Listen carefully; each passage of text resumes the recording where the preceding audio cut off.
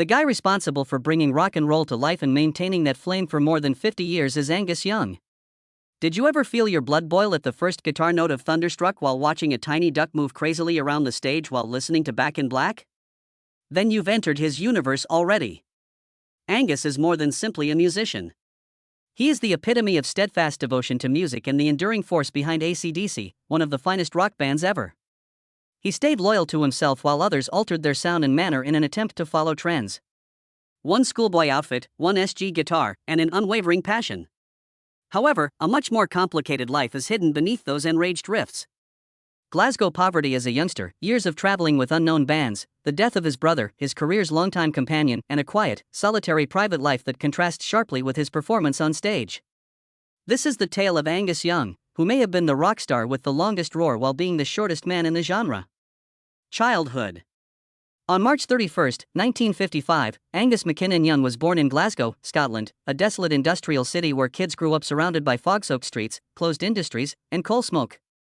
His family resided at 6 Scaravore Road in the working-class Cranhill district, which is known for its high unemployment rate, violent schoolyards, and the belief that children must mature quickly to avoid being crushed. Out of 8 siblings, Angus was the youngest. After serving in the Royal Air Force during World War II, his father, William Young, took on a variety of manual labor positions to provide for the family, including postman, asbestos cutter, and factory worker. His mother, Margaret, was a strong Jewish woman who dedicated her life to raising their kids in a small home without a refrigerator or furnace and frequently only eating one complete meal every day. Despite the hardships of life, music was always there in their home. Malcolm, George, Alexander, and Stephen, Angus' elder brothers, were all musicians. Malcolm, who would later co-found AC/DC with Angus, was Alexander's closest musical friend. George became a prominent producer in part of the Easy Beats, while Alexander sought a career in playing in Europe. It wasn't a guitar that Angus touched for the first time.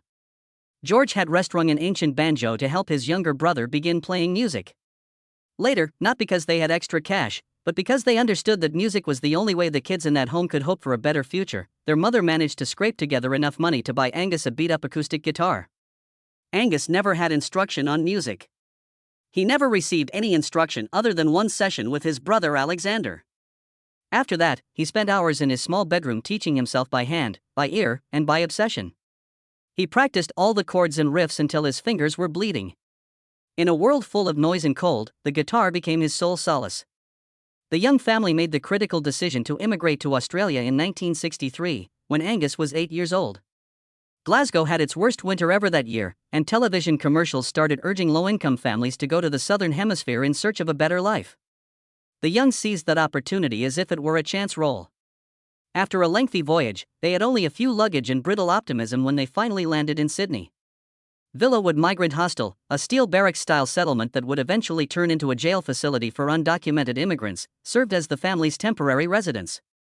They shared kitchens and restrooms with dozens of other families in little metal huts that were frigid in the winter and scorching in the summer. Music was their savior once more. Angus's older brother, George Young, made friends with Harry Vanda, a Dutch immigrant who also lived in Villawood. The two of them went on to establish the Easy Beats, which was Australia's first significant rock band at the time. Malcolm and Angus, two quiet, reserved youngsters who radically changed while holding a guitar, were particularly affected by George's success. Later, the family relocated to Burwood, a Sydney suburb, on Burleigh Street. Angus went to Ashfield Boys High School after Burwood Primary School. However, he never fit in at school. He felt uncomfortable in every subject except art class. With a few dollars from printing jobs and an undeveloped dream of music, Angus left school at the age of 15 and entered the adult world. Then his first used Gibson SG, which he had purchased from a local music store, showed up in that tiny bedroom. Later on, Angus would refer to it as his life partner, and he never left music behind after that. Early career. Angus Young had no certificate, no guidance, and no one to help him pursue a career in music when he left school at the age of 15. He did, however, possess an old SG guitar, some years of improvised banjo playing, and, above all, a sound fixation. He set type at a printing press, worked night shifts at a slaughterhouse, and was even the target of a strange rumor that he had previously worked for an adult magazine, which Angus later denied with a tinge of annoyance. "I didn't print people, I merely printed letters." But despite those long days, he spent every night playing the guitar, experimenting with different tones and creating a unique, tight sound. Sharp riffs that pound steel with a hammer. Angus started playing with small bands like Kentucky, a local rock group with a changing lineup, in the early 1970s. With Angus playing lead guitar and other members like Bob McGlynn, Trevor James, and Mark Sneddon, the band quickly changed its name to Tantrum. Angus developed his stage presence there, learning how to lead a band with rhythm, eye contact, and unadulterated energy, even if the group never achieved recognition. However, Angus and his brother Malcolm's decision to join the Marcus Hook Roll Band, a brief but significant endeavor with George Young and Harry Vanda, was the true turning point. They recorded the commercially unsuccessful album Tales of Old Granddaddy, which gave the Young brothers their first big break in the professional music industry. Then, one evening in 1973, Malcolm proposed that they start a new group. Angus nodded his head in agreement. They adopted the moniker AC/DC because it stood for strength, electricity, and unending energy after their sister Margaret saw it on the back of a sewing machine. This is understandable given that none of them had any idea that they would form one of the most influential bands in music history. Angus didn't have a famous image at the time. On stage, he experimented with outfits. Spider-Man, a cowboy, or even Superang, a parody superhero, can appear at different moments. But then Margaret had a strange thought. Why not dress like a student? So he did. Initially, only to attract notice. However, nobody could have foreseen that the ensemble would become his enduring signature. A youngster who never grew up playing a guitar as if he were summoning lightning. Vocalist Dave Evans recorded AC/DC's debut single, Can I Sit Next to You Girl, but it didn't leave a lasting effect. The band didn't really take off until Bon Scott joined. AC/DC's actual identity was revealed by his rebellious personality and gruff voice. With his vintage Gibson SG, schoolboy attire, Chuck Berry-esque duck walk, and dynamic playing, Angus became an indispensable presence on stage at that moment. High Voltage, AC/DC's debut album, was released in Australia in 1975. No one could have predicted that an album produced by young immigrant musicians featuring gritty sounds, vulgar riffs, and raucous lyrics would serve as the catalyst for a worldwide rock revolution. Angus Young's journey from a six-string banjo to High Voltage, from a tiny Burwood bedroom to crowded concert halls, was paved with sweat and perseverance. He would go on to become one of the living legends of rock and roll. Professional achievement. AC/DC was never intended to be a radio-friendly band. They didn't compose love songs, ballads, or layered harmonies. They only had a small whirlwind named Angus Young, guitars, drums, and a voice like a revving motor.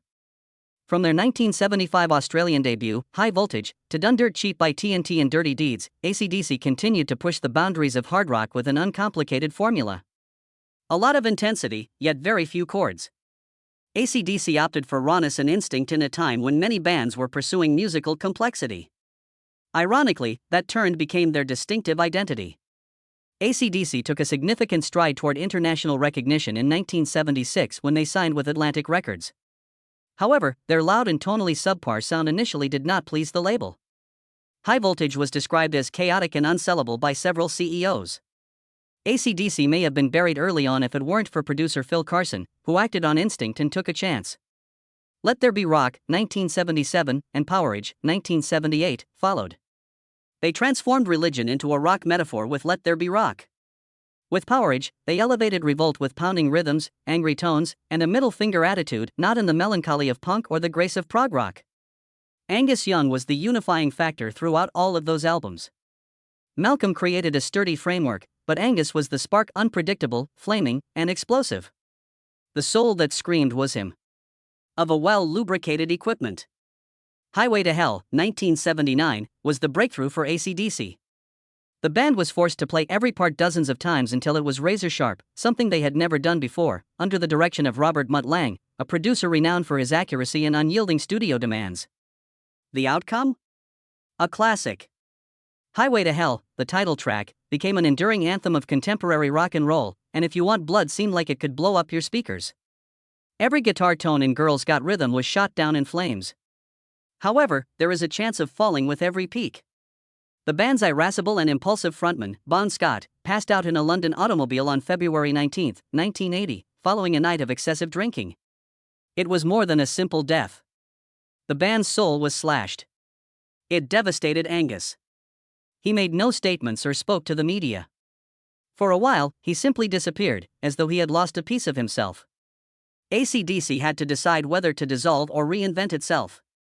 They went with the latter for Bon's sake rather than for business. Bond would have wanted us to continue, Malcolm memorably remarked. Brian Johnson was brought on board by Angus and the band. A Geordie vocalist whose metal voice could roar like thunder while still containing enough passion to make even the most basic lines feel like bullets to the brain. In the Bahamas, they walked into the studio. With thunder and lightning raging outside, Angus remarked, "That's Bond opening the show from hell."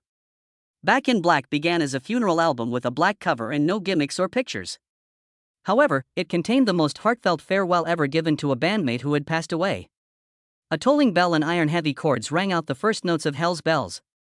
You combined seduction with explosive energy to shake me all night long. Back in Black, with its tight, forceful riff, became a monument in music history, whereas Shoot to Thrill was a fast-moving target. Back in Black became the second best-selling album of all time, after Michael Jackson's Thriller, with over 50 million copies sold. There were new trends in the 1980s and 1990s. Grunge, industrial rock, and glam metal. AC/DC, however, never did. Sticking to their core values of tight, hard, no frills, no pandering, they released For Those About to Rock in 1981, Fly on the Wall in 1985, and The Razor's Edge in 1990. Angus made one of rock's most renowned comebacks, despite the media's frequent accusations that they were repeating themselves. They claim that all 11 of our albums have the same sound. That is incorrect. We've produced 12. Angus Young continued to carry the Gibson SG, wear the schoolboy uniform, and duck walk like a child avoiding school to chase a lightning bolt. He remained motionless while the environment shifted, and people continued to turn to stare. AC/DC made a comeback in 2008 with the album Black Ice, which peaked at number 1 on charts in 29 different countries, following an 8-year hiatus. One of the most successful tours in music history, the tour brought in approximately $440 million. The 2014 publication of Rock or Bust was accompanied by a sense of loss. Malcolm had to leave the band after receiving a dementia diagnosis. However, Angus continued, this time leading the band onward as the only surviving warrior. Glory was never Angus Young's goal. He pulled it along with him. He maintained the same tone, posture, and technique for more than 50 years, which in some ways made him more resilient than anyone else. Malcolm's death, tragedy, and the unsaid anguish. Malcolm Young never held a prominent position. The record covers did not feature his face. Every concert didn't begin with his voice. However, Malcolm served as Angus's beating heart and the inspiration behind each riff. Every AC/DC arrangement and drum rhythm. They didn't have anything to say. You could tell what the other person was playing, thinking, and feeling just by looking at them.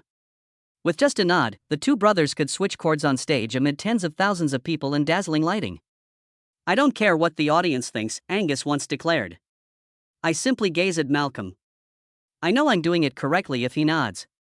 It all began to fall apart in 2014. Malcolm, the band's eldest brother and co-founder, started to lose the ability to remember chords, lyrics, and even the items that used to be a part of his body. Early onset dementia, a terrible illness that gradually robs a person of their entire essence in addition to erasing memories, was the diagnosis. Day by day, hour by hour, Angus witnessed everything. That was the most difficult aspect. The dying wasn't the most painful thing.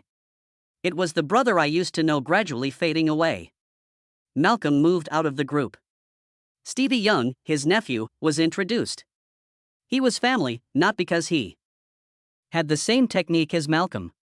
However, everyone was aware. Malcolm could not be replaced. Angus continued to tour while continuing to play the guitar. Duck crossed the stage while still wearing the schoolboy uniform, but he became quieter off stage, shunned the media, and hardly spoke of Malcolm. Not because they were chilly, but rather because there were no adequate words to express such a loss. At the age of 64, Malcolm passed away on November 18, 2017. Quietly, without causing a stir in the media, with simply a straightforward, solemn declaration from the band and family. Angus did not provide a long homage. He said one line in a single, infrequent interview that silenced everyone. It was like losing an arm when Malcolm passed away. However, Angus kept AC/DC from being overtaken by that tragedy. He assembled the remaining members in 2020. Cliff Williams, Phil Rudd, and Brian Johnson all appeared to have left permanently at one point. They collaborated to record a brand new album titled Power Up. Not as a fresh start, but as a farewell to Malcolm. Through the Mists of Time was composed in the style of a letter. Every word and picture feels like a soft call through the mists of recollection, even though no one is ever named specifically. Look at your shadow at night. Feel your soul in the atmosphere. Join me as we traverse the haze of time. Angus was still addressing Malcolm in each note, even though his brother's voice was no longer audible to the rest of the world. The relationship between the young boys was unique in a field full of controversies and turmoil. There were no vows or showmanship, only a silent devotion that persisted all the way to the end. Angus never aspired to be an icon, but his silent suffering, unwavering devotion, and the respectful calm he maintained in the face of tragedy made him an indelible part of rock. A younger sibling who performs to preserve his deceased brother's spirit. Private life. Angus Young is a tornado on stage, rushing wildly, duck-walking on his skinny legs, and swinging his SG as if he were a lightning strike. However, the instrument is unplugged and the ovation wanes when the lights go out. He doesn't seek attention, have parties, or hide away in opulent hotels. He returns to his actual self as he vanishes into the darkness. The image of a worldwide rock star is quite different from that of a shy, introverted individual who wants to be at home. In 1980, just as AC/DC was reaching their first significant high, Angus married a Dutchwoman named Ellen van Lochem. A common buddy in Europe introduced them. They have remained together for more than 40 years with no public romance or scandals, just a straightforward bond. The pair doesn't share intimate images, doesn't walk the red carpet, and doesn't have any kids. Angus really appreciates Ellen's decision to stay out of the spotlight. He believes that genuine love can exist without being shown. They split their time between 3 residences: a spacious home in Ellen's hometown of Alton, the Netherlands, a peaceful flat in Glasgow, where Angus was up, and a mansion in Sydney's Kangaroo Point. Every location was created with seclusion in mind. Not ostentatious, yet remote enough for him to isolate himself when not on tour. The couple's home in Alton, which they designed themselves, features a wine cellar, a large lawn, a reading room, and a private studio. It's totally empty. Since Angus abstains from alcohol. Angus has never touched alcohol, even though he is the face of one of the most iconic bands in rock history. He stayed with chocolate milk and tea while his comrades battled with rehab, accidents, and getting kicked off tours. He has only ever been addicted to cigarettes, which he has never been able to give up. Despite having a remarkable collection of vintage cars, Angus also doesn't drive much. A Rolls-Royce Phantom, a Ferrari 458 Italia, a Ford Model 48, and a Bentley 4.5-liter from the 1930s. Like him, they were all immersed in symbolism and history. Offstage, however, Angus stays out of the spotlight. He doesn't use social media since he doesn't like being interviewed. He is not a talk show host. He leads a peaceful existence, as though half of it is spent behind closed doors. He loves jazz, especially Louis Armstrong, and likes to paint with oil. His original SG guitar lies in his private room, surrounded by family photos. It is worn, discolored, and distorted from sweating palms, yet it has never been kept in a display case. For Angus, success isn't measured by the quantity of fans, tours, or accolades. Being successful means being able to live authentically without having to justify it to others. He still sees himself as the child who never grew up, still wearing a school uniform, and playing loud music with my brother, even though the rest of the world may view him as an icon. Angus Young took a different approach in a time when most artists require ongoing attention to prevent being forgotten. He becomes more memorable the quieter he is. The world is more unwilling to let him go the less he attempts to maintain his fame. Life and legacy today. Angus Young is still active at the age of 69. No retirement announcement, no biography, and no sale of music rights to fund a cozy pension. Rather, he continues, grabbing his Gibson SG, donning his old schoolboy clothes, and sprinting as though he were competing with the remaining years. After years of loss and upheaval, Angus made their first appearance with AC/DC since 2016 and 2024 when they embarked on the Power Up Tour. Angus continued to be the indispensable heart of a band that included Brian Johnson, Phil Rudd, Cliff Williams, and Stevie Young. Tens of thousands of fans, including those who had seen them since High Voltage and younger listeners who grew up on Spotify playlists and could still remember the Back in Black opening riff, attended their performances in Wembley, Croke Park, Berlin, and Rome. Angus remains silent on stage. No yelling, no ranting. He lets the guitar do the talking. His SG continues to sound like thunder as usual. Tight, strong, and unyielding. He achieved a new milestone on March 31, 2025, turning 70. However, there was no boisterous celebration, media homage, or sentimental address. Rather, he performed at the 2025 Power Up Tour's opening event in Minneapolis, USA. Still Angus, still the old SG, still the fading school outfit, still duck walking as if time had never caught up with him. In the same year, AC/DC resumed their Power Up tour in North America, performing in major cities like Arlington, Nashville, and Pasadena. In June, they traveled to Europe, performing in Prague, Berlin, Madrid, and Paris before wrapping up the tour in Edinburgh, Scotland, the Young family's ancestral home. Even at the age of 70, Angus continued to perform 2-hour concerts every night. No slowing down, no breaks. He continued to be the driving force behind a band that had lost many of its original brothers. The band now has more recent additions like Chris Chaney on bass and Matt Legg on drums, in addition to well-known performers like Brian Johnson, who just received hearing therapy, and Malcolm's nephew Stevie Young on rhythm guitar. But when the lights go off, he retreats once more, continuing to live in Alton and Sydney, avoiding social media, and skipping talk shows. Only brief live footage and shaky backstage footage let people realize he's still alive. Nevertheless, his absence just amplifies his presence. One of the few musicians that has remained with the band he started is Angus Young. He hasn't had a solo career, side projects, or a self-reflection for 51 years. He is the epitome of consistency, the same speed, the same passion, the same philosophy, and the same style. Irrespective of the number of times the globe has altered. Awards don't quantify his legacy. Angus was never one to chase accolades, even though AC/DC was named the 4th greatest hard rock band ever by VH1, rated 72 on Rolling Stone's list of the greatest performers of all time, and was inducted into the Rock and Roll Hall of Fame in 2003. The fact that his riffs are still being played in bedrooms, garages, and small stages all across the world is, in his opinion, his greatest accomplishment. The guitarist Angus was never a magician. He can make 3 chords explode, but he doesn't play solos that are 40 notes per second, show off scales, or use intricate variations. He gave the impression that anyone could pick up a guitar and yell like him, whether they were laborers, students, obscure musicians, or legendary rock stars. That's true power. Transferring stones from idol to flesh and blood, and from temples back into the streets. Even when many icons have retired, passed away, or quietly faded into the background, Angus Young continues to perform, stand, and gaze into thousands of people as though he were on his first tour. He was never forgotten, therefore we don't need the media to remind us of his name. He never ceased writing, thus his legacy doesn't need to be changed. Angus Young only wanted to play music, he never needed to become a legend. As a matter of fact, he became a living legend without ever having to say so because all he ever wanted was to play. He never left his band, never altered his approach, and never required reminders to be known for more than 50 years. Angus Young continued to wear his schoolboy uniform while the world continued to change and many once iconic artists faded into the background. Continued to perform the riffs that brought millions to their feet while duck walking across the stage. With his straightforward, unvarnished, and fiery guitar, he is the beating heart of a bygone period that is gradually disappearing, not through rhetoric. He is more timeless than any grandeur based on publicity and hype because of this. Angus Young is evidence that sometimes the strongest voices don't leave the deepest echo in a world where rock has lost much of its authenticity and wildness.